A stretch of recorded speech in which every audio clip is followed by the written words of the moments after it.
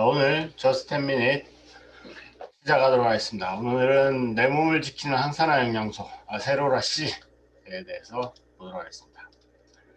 자, 앞에서 산화와 활성산소, 항산화를 다 봤기 때문에 아세로라 C가 항산화 영양소인 것은 너무나 유명한 이제 이야기죠. 네, 가장 대표적인 항산화 영양소이고, 그런데 보시면 지난번에 봤던 것도 나오지만 항산화 네트워크라는 게 있고, 그래서 뭐 알파리포산이라든지 셀레늄, 비타민 E, 그쵸? 글루타치온, 뭐 이런 코엔자임 Q10 뭐 엄청 많이 나오고 있어요. 항산화가 중요하다는 걸 사람들이 이제 많이 알기 때문에. 그래서 보면 이제 비타민 C보다도 효능이 훨씬 더 높다. 셀레늄 같은 경우에는 뭐 비타민 E가 비타민 C보다 더 항산화력이 높은데, 비타민 E보다도 뭐 2000배나 높은 항산화력을 가진 게 셀레늄이다. 그 다음에 요즘 뭐 아스타잔틴이라는 애가 있는데, 얘도 막 뭐 비타민 C의 6000배 막 이런 여러 가지 그 식품들과 영양소와 무기질 이런 것들이 많이 있습니다. 물론 이것들도 다 이제 항산화에 도움이 됩니다. 도움이 되는데, 왜 비타민 C인가?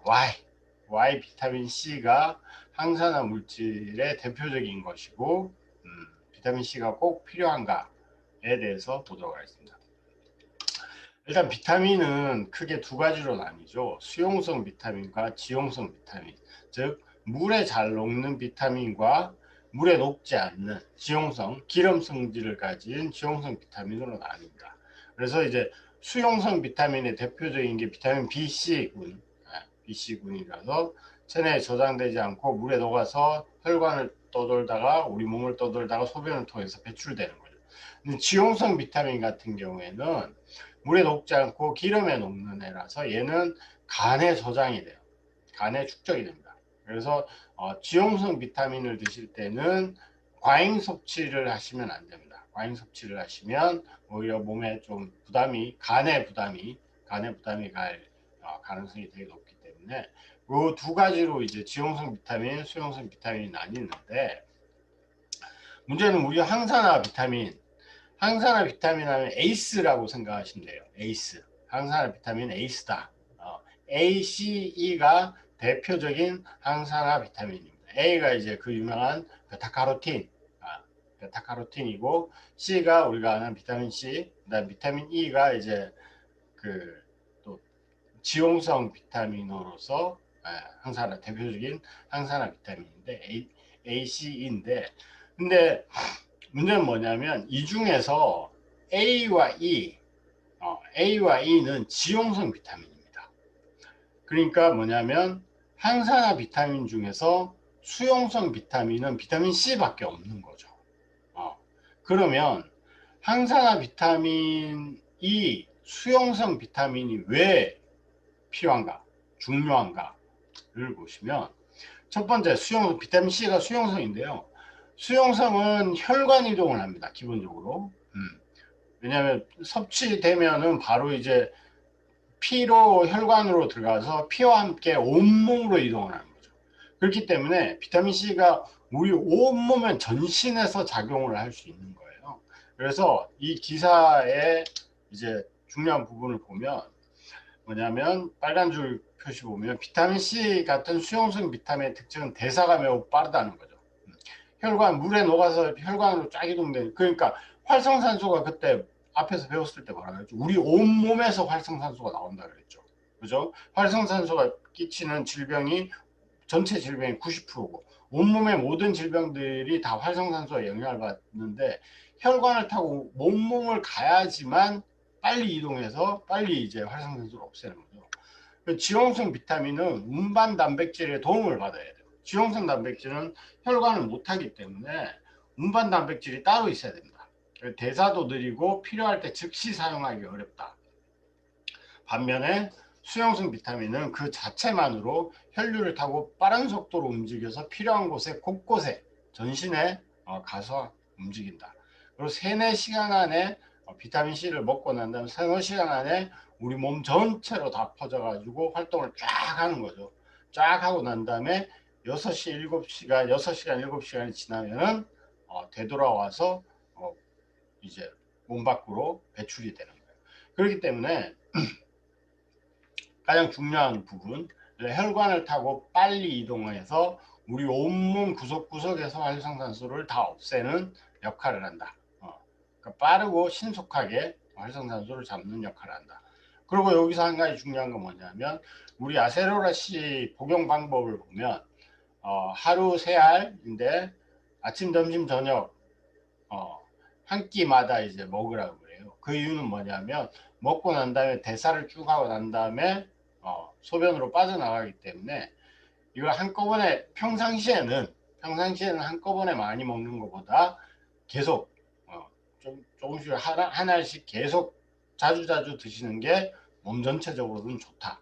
대신에 이제 뭐 어떤 염증이 생기거나 감기가 걸리거나 이럴 때는 좀 많이 한꺼번에 먹는 게 좋겠죠. 첫 번째 수용성이라는 게 비타민 C의 가장 큰 항산화 비타민으로서의 필요성이고요. 수용성은 비타민 C 하나밖에 없기 때문에.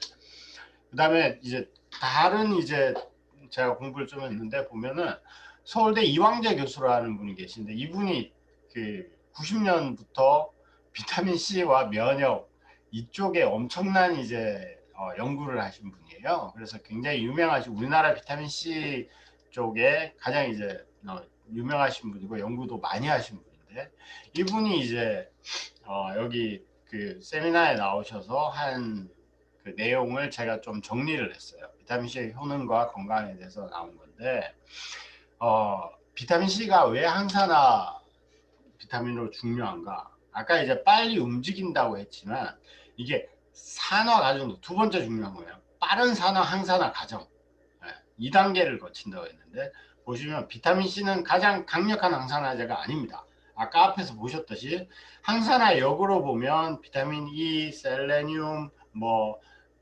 글루타치온 뭐 이런 애들이 훨씬 더 셀 수가 있어요. 그런데 비타민 C가 가장 강력한 애는 아니지만 이 항산화 물질 네트워크 중에서 비타민 C만이 유일하게 2단계를 거쳐 항산화 기능을 한다. 그러니까 다른 항산화 기제들, 다른 항산화 비타민과 다른 항산화 효소들은 여러 단계를 거쳐서 항산화 기능을 나타내는 거예요. 그리고 그렇기 때문에 빨리 이제 항산화를 시킨다는 거죠. 그 다음에 항산화 기능이 이루어지는 화학적 반응에 에너지가 많이 필요하면 항산화 과정이 진행되기 어렵다. 그러니까 얘는 비타민 C는 에너지도 별로 필요하지 않다는 거죠. 2단계만 거쳐서 되기 때문에 비타민 C는 2단계에 거쳐 쉽게 바뀐다는 것은 반응이 쉽게 일어난다. 활성산소가 만나면 바로 이제 반응을 해버린다는 거죠. 다른 항산화 기제들은 항산화 활성산소를 만나서 항산화 기능을 하는데 꽤 여러 단계의 단계를 거쳐야 된다. 그래서 전이가 낮다는 게 뭐냐면 이 비타민 쪽에서 이 세포 쪽에서 전이가 낮다는 게 뭐냐면 에너지가 적게 든다는 거예요. 네. 에너지가 적게 들면서 자기 할 일을 한다. 네. 그래서 빠른 항산화 과정을 거친다. 이게 두 번째 이제 중요한이고 세 번째가 뭐냐면 이게 굉장히 중요한 부분인데 항산화제의 항산화제입니다. 네. 첫 번째 줄을 보시면 항산화제는 항산화 기능을 거치고 나면 유해산소가 되는 특성을 가지고 있다. 앞에서 보셨듯이 앞에 왜 그걸 우리가 항산화를 그렇게 공부를 했냐 보시면 산화라는 게 전자를 잃는 거라 그랬잖아요. 그리고 항산화제가 하는 게 뭐죠? 활성산소한테 항산화 비타민이 전자를 하나 줘버리는 거잖아요.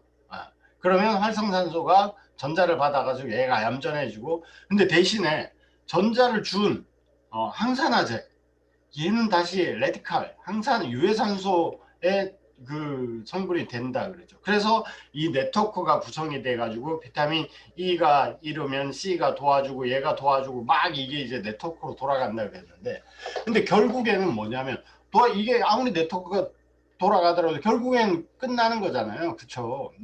결국은 모자라는데 이 각각의 항산화제들이 그 전자를 잃고 유해산소화 될 때 근데 비타민 C 두 번째 보면 비타민 C만 유일하게 요걸로 바뀌어 가지고 바뀐 물질 그러니까 전자를 잃었음에도 불구하고 독성이 가장 적게 나타나고, 특히 이제 비타민 E 같은 경우 알파 토코페롤인데, 비타민 E는 항산화 기능이 비타민 C보다 훨씬 강하나 항산화 후에 알파 토코페롤릭 C를 뭐 레디카로 바뀌어가지고 얘가 독성이 또 엄청 강한 거예요. 전자를 잃고 얘가 다시 독성을 나타내는 거예요. 얘한테 비타민 C가 다시 전자를 주고 이걸 다시 이제 비타민 E로 원래대로 바뀌는 재생은, 그러니까 항산화제를 다시 그 항산화제가 활성 유해산소 쪽으로 바뀐 애를 다시 재생시키는 역할을 계속 하는 게 비타민 C다. 그리고 비타민 C는 전자를 잃어도 크게 독성을 나타내지 않는다. 네. 이러한 기능을 가진 게 비타민 C가 가진 게 그 수용성이고, 전자를 주고받는, 아까 전이가 낮다, 에너지가 별로 안 든다 그랬죠. 그러니까 이걸 아무데나 막 다 갈 수 있고, 그 다음에 전자를 쉽게 주기 때문에 항산화제에 모든 다른 항산화제한테도 들어가 가지고 그 항산화제를 재생시키고 나온다는 거죠. 그래서 이 기능이 가장 되게 중요한 기능이지 않을까, 비타민 C에 있어서. 그래서 보시면 어떤 이야기들이 많이 나.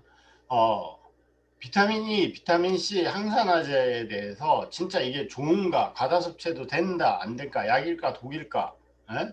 이런 이야기들이 굉장히 많아요. 이 기사들 제목을 따온 건데, 고용량 항암 효과에, 특히나 이제 항암 효과에 효과가 있네, 없네, 여러 논문들이 많아요.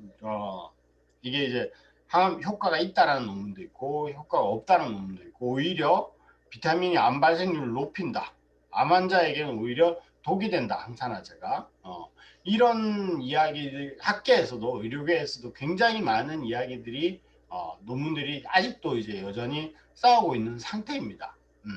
그래서 이 효과 있다 없다 있는데, 이 이광재 교수님이 어떤 이야기를 하냐면, 아까 말씀드린 그런 비타민 C의 기능 때문에, 그래서 어떻게 이야기하냐면, 비타민 E나 비타민 A만 가지고 연구했을 때 효과가 있다 없다, 혹은 오히려 암이나 동맥경화 악화됐던 논문들이 많다, 인정한다. 근데 그 이유는 바로 어떤 이유냐면, 비타민 C의 중요한 성격을 모르고 비타민 E나 A만 가지고 실험했기 때문에. 그러니까 우리가 항산화 네트워크라는 게 있고, 이 모든 우리가 처음 우리 뉴트리라이트 WX부터 배웠을 때 뭐였냐면, 한 가지 비타민만으로 큰 효과를 못 낸다고 이야기했잖아요. 여러 가지가 다 복합되어 있어야지 아주 효과도 높고 몸에 전반적으로 좋아진다고 이야기했는데, 근데 E나 A만 가지고 실험을 했을 경우에 아까 어떻게 됐죠? 얘가 오히려 반대로 이제 산화가 돼버려 가지고 유해산소 형태의 독성을 띠게 되면 안 좋은 결과가 나올 수도 있겠죠, 당연히. 네. 그렇기 때문에 이광재 교수님이 마지막으로 한 이야기가 뭐냐면, 비타민 C를 충분히 포화시켜준 상태, 그러니까 우리가 비타민 C를 충분히 먹어준 상태에서 비타민 A든 비타민 B든 베타카로틴이든 이걸 섭취해줘야지 확실한 효과를, 비타민 A의 확실한 효과, 비타민 E의 확실한 효과, 여러 다른 항산화제의 확실한 효과를 보장받을 수 있다. 이거를 이제 이야기를 하는 거예요. 그렇기 때문에 진짜 비타민 C는 결국 뭐냐, 말씀드린 대로 비타민 C가 항산화제로서 가장 기본이고 가장 중요하고 반드시 필요한 이유, 첫 번째 수용성이라서 빨리 이동하고 전신에 작용한다. 두 번째, 빠른 항산화 단계를 거쳐서 빨리 그러니까 활성산소를 없앤다. 세 번째, 황산화제의 황산화제다. 그러니까 황산화제가 활성산소를 없애고 산화돼서 독성을 나타냈을 때 재빨리 그 독성을 없애는 게 바로 비타민 C가 하는 역할이다. 그렇기 때문에 다른 항산화제를 섭취하실 때도 비타민 C는 반드시 베이스로 같이 드셔야 된다는 거를 꼭 알고 가셔야 되겠습니다. 그래서 오늘 저스트 10미닛은 비타민 C의 이제 이 항산화제로서의 역할과 기능, 반드시 필요한 이유, 여기까지 하고 내일은 비타민 C의 조효소로서의 역할, 항산화 기제로서의 역할이 아니라 조효소로서의 또 여러 가지 또 역할이 있어요. 또, 네, 또 여러 가지 역할에 대해서 내일은 또 하도록 하겠습니다. 자, 오늘 저스텐 미닛 여기까지 마치도록 하겠습니다. 감사합니다.